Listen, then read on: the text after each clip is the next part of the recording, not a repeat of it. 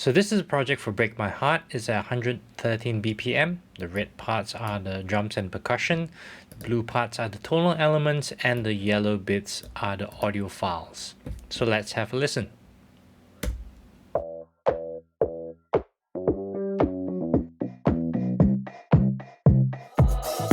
Are you falling?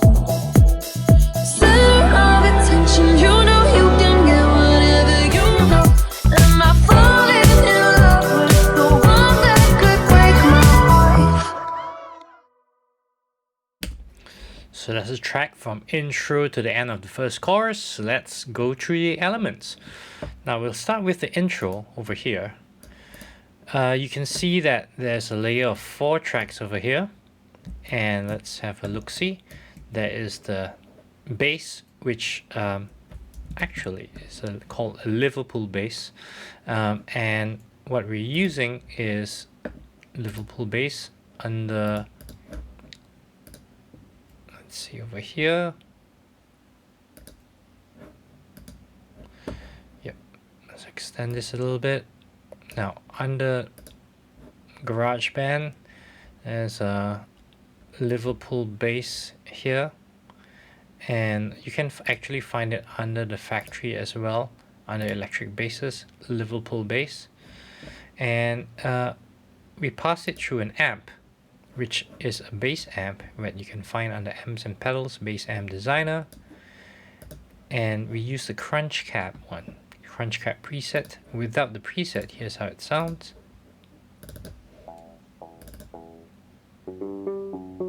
Oh yes, I've got to go through the idea, because the initial thing is that this intro is actually going through a filter. You can see the filter over here. So what's happening is that, let's just have a quick listen first.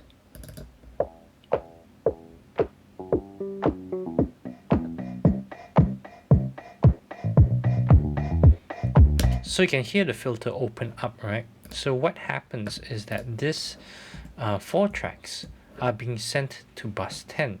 You can see they're all being sent to bus 10. Now, for bus 10, I've created a track here. So what you can do is, when you have a mixer, you say you open your mixer. I'm going to bring that mixer in. If you have a bus, what you can do is click on a bus, and then right click, and you can say create track. Now create track is going to create a track in your arrange window, and in this case, this one I call intro EQ, which is basically what happens is there is a fat FX, which is a multi FX, fat FX. Kind of like to use this because it's quite a lot of different effects in one. It's filters and band pass, and you got your bit of distortion and bass enhancer. So initially I used a channel EQ, but I found that a bit too limiting, so I use a fat FX instead. And let's run through it, and you can see what happens to the filter especially. You can see the cutoff going down. So essentially that's what's happening, but there is some band pass, distortion and bass enhancer as well. There's a bit of drive on the filter as well. So you can see here what we did was we opened up an automation. We went to Fat FX, and the filter cutoff, which you can see here now, is we're going from 668 Hertz down to about 75 Hertz. And it's opening up basically. The low cut filter is basically opening up. So from here it's sort of cutting, so it's a high pass filter, right? So yeah, it's cutting off the low, and then now it's opening up the lows. And there's a bit of band pass here, which rounds off the highs permanently. So that's what's happening here for these 4 elements. They're being sent to bus 10, which is this intro EQ here. And for this, you can see that there is also a sort of a volume thing. So it's just coming in. Yeah, so the volume automation is just opening up this, bringing the hats in. So initial part, there are no hats, and then the hats come in. The hats just open up. And that's the intro. So what you can do if you want to sort of have that sort of DJ band pass, low pass, high pass kind of filtering going on, you can take a bunch of tracks and then send them to a particular bus, and in that bus you can create a track and automate whatever you want on that filter. And that's how I achieve this. Now up here you can see that there's a siren which we got from siren 1. So we got this and pulled this in and just chopped it off, and there is a stereo delay on this. You can see that the mix is really high and the feedback and crossfeed is 0, so it's just going to delay once with a different note, so it gives a little bit of a stereo feel, and it's just going to cut off right before the voice comes in. So that's pretty cool.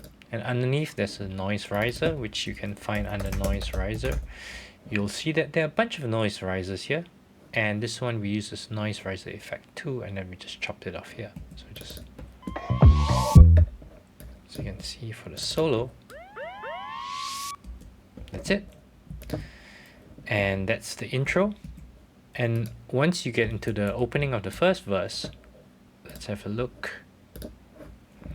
It's this palm muted bass you can find under GarageBand palm muted bass. Now for these palm muted bass, sounds like this.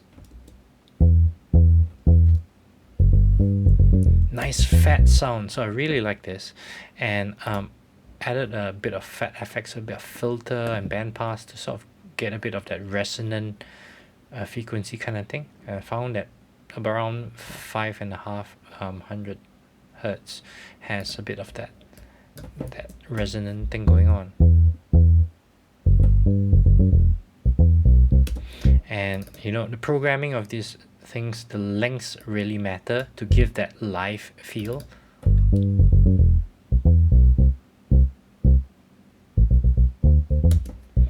So, you know, that bounciness needs to come from the different lengths and the different velocities as well. And this is just a kick. So the kick is something you can easily find in the sampler under drums and percussion, single drums, kicks, electronic kicks. And in this case is C164. And it's just a regular old kick, but with all the top EQ'd off and a bit of a resonant low frequency bump over here, so you get a bit of that hump over there, and together they just sound like a filtered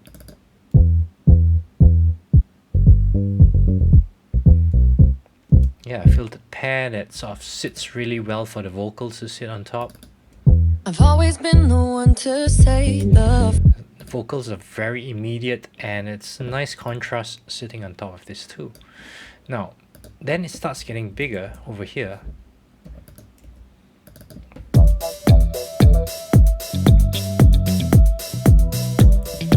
So let's go to the top first. The top here has a wave, and it's sort of like a synth pad. You can find under synthesizers, synth pads, big pad, MW, mod wheel. MW is controllable via mod wheel. We didn't do that now, and it's just basically a very simple line. I'm just gonna give it this, and you can see it's just a very simple line, and it's got a bit of a sort of high pass, get rid of the lows, and a bit of a reverb as well, and in this case it's a medium space hall reverb, medium hall, just to give it a sense of space a little bit. So that's just a very simple line, and underneath that, this part here is the fun bit.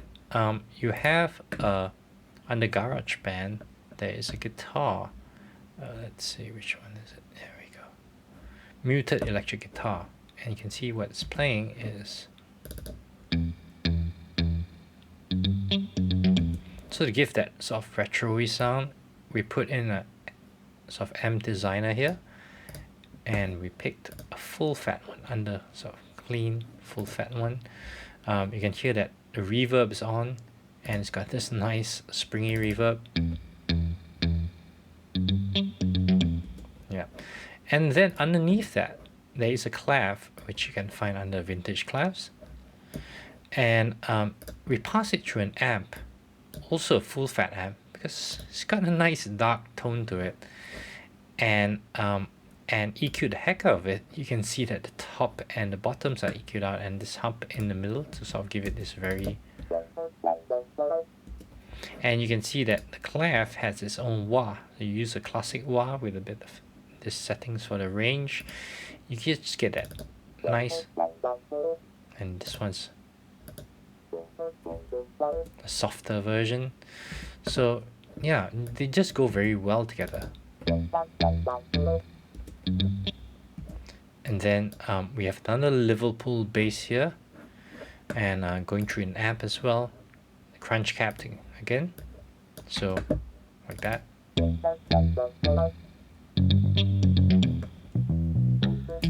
So it's not as deep as the one over here actually.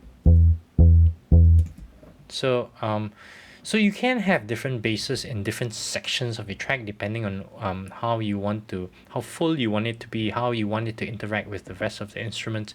Because in this case, we have quite a heavy beat coming in, and these are sort of like the hats. It's just a very simple classic house remix. You can find it under drums and percussion, electronic drum kits, classic house remix, and just playing the hats. Sort of that disco-y kind of feel. And then we have another body kick here, and I love finding this drums and percussion, single drums, kicks, layer kicks. You can find a body kick here. So this one's just to give the body aspect, which is the heaviness of it, and you tend to combine it with something that gives you a transient, which is sort of like a transient, which is the click in a kick, right? So under layer kicks, you can find body kicks and transient kicks. And this one's sort of like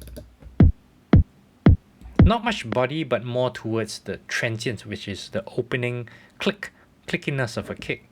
And we took off quite a lot of the high end, you can see. So when you partner them together, you can hear the body and the transient working really, really well together. And yeah, it just gives a really nice fat sound, especially with the bass and the hats.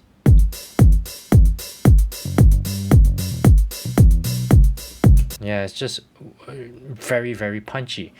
And you can see that a tambourine is added later on. You can find them under drums and percussions, performance instruments, tambourines, performance. There's a lot of very nice organic performance instruments here.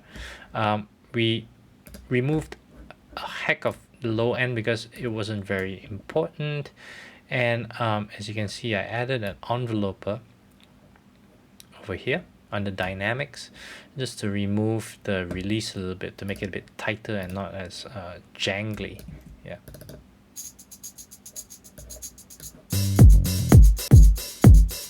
Yeah, just to enhance the rhythm a little bit. I love tambourines and hats and little sort of toppers to enhance the rhythm.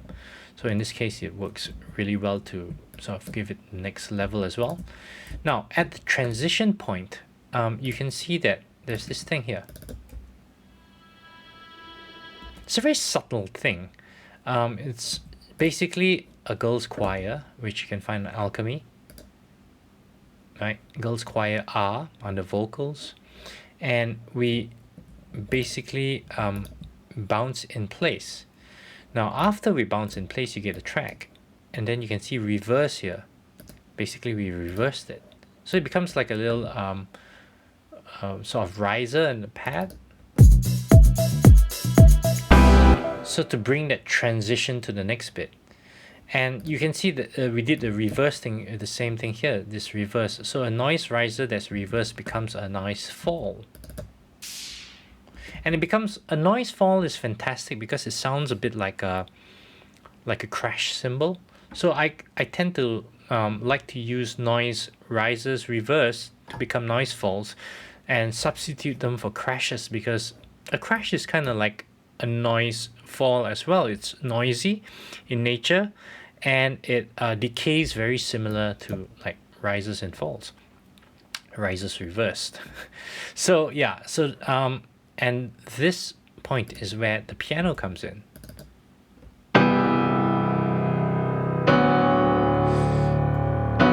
It's just this very, very present and strong piano, extremely compressed. We took a lot of low ends of EQ'd all the frequencies that we wanted to bring up in this.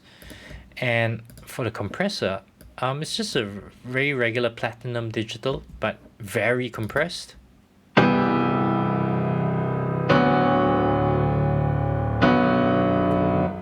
Yeah, so you can hear that extreme compression, but it works very well for this. And underneath that, we use the same notes to build a pad.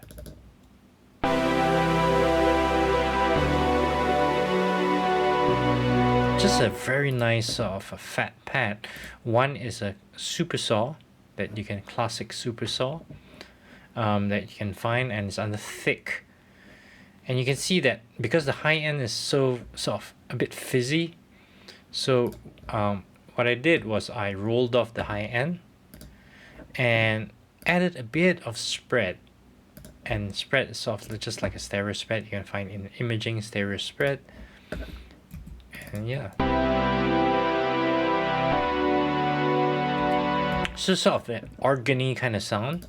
And something to sit underneath that is another alchemy patch called Analog Silk, and this one is a smoother kind of a little bit sawy in its nature as well. You can find it under light brassy, tin bright sort of. This was where I think the balance was good, and you can see that this one's also sent to Bus Tree, which is a Space Designer reverb. It's a medium one under Hall, Bright Hall. So it sounds like that, all three of them.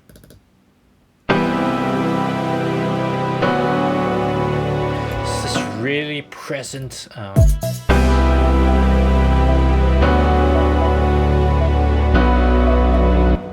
yeah, and you can see that it works with another bass now. So we didn't use the Liverpool bass for this sort of bridge or pre-chorus. It's an alchemy patch, and it's a deep sub bass you can find under bass subs. So this one doesn't have so much character. It's more just to have that really deep rumbly bass underneath. It's really subby sort of bass. So some of these sub basses, I find that they work very well with pads to sort of cover the low end that the pad doesn't really cover, and I think this is a great example of that. And then you have this sort of quiet bit, this drop bit, which goes to the palm muted bass again, and it's got a compressor going on, pretty aggressive one going on, you know, but the ratio is fairly low. It's kind of like a 2-to-1 kind of ratio, just to work a bit tighter, control the sort of varying loudnesses to work with the vocals, because here is where the vocal line comes in. So it's kind of this like calm before the storm when everything comes in. And in this case, when everything comes in, the basses, the sub bass sort of comes in again, just to cover the really the low end section of the bass. And these are similar. So what I tend to like to do for different sections is to create copies by clicking on this section here. You can new track with duplicate settings, and what you can do is, even though they might be the same, you might level them differently in different sections. So you can you don't have to worry about automating or anything like that. Now with a DAW you can create tons of tracks, and I like to do that and create different levels, slightly different EQs for some of them. In this case there's no EQ on them, but the levels I think are slightly different. This is a 1.8 and this is a 1.0, so I can more finely tune the different balances between it. And you can see here it's all the percussion,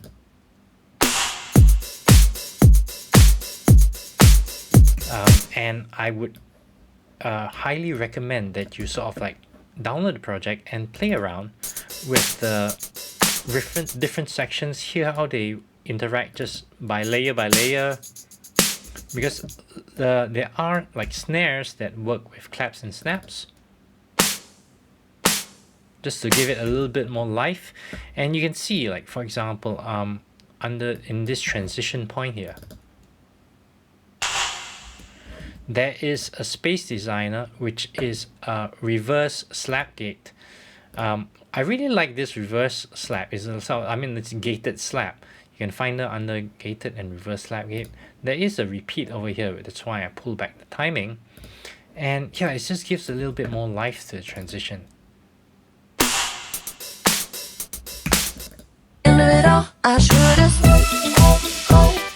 And what I like about the chorus is, you have those sort of disco strings happening, right?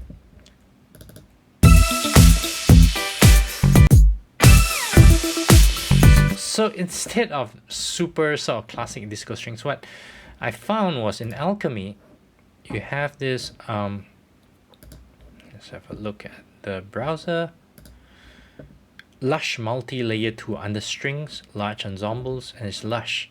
So you get this very like big synthy string sound, and it's a great substitute for that kind of like a more modern version of that, all those strings that happen in like this. Yeah.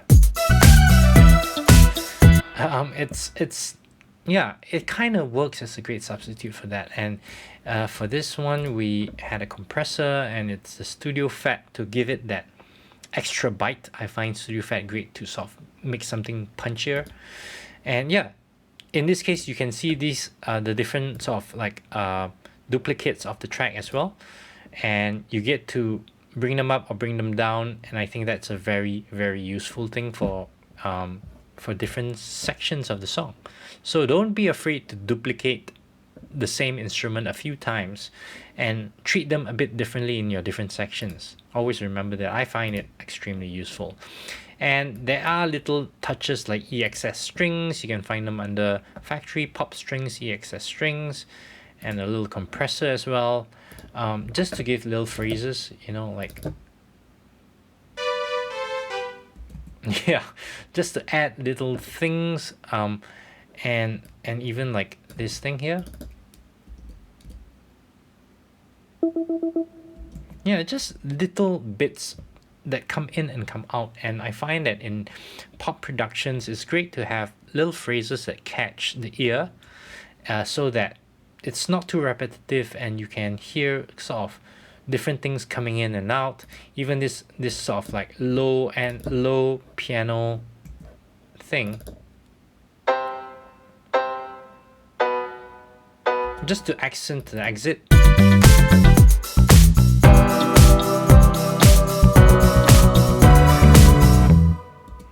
Yeah, just to give certain accents in different places. And transition points as well. You can see this classical piano bounce in place. It's basically a reverse piano, and it leads towards the next sort of bar.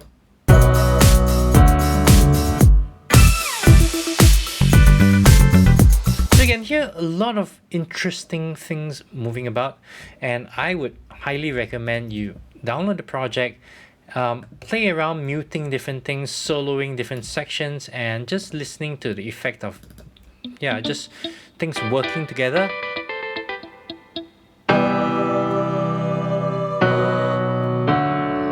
I love doing stuff like that as well, just to get a feel for how things interact. And it's not something I can really break down, but you need to experience it and experiment with yourself and try different instruments and substitute different instruments.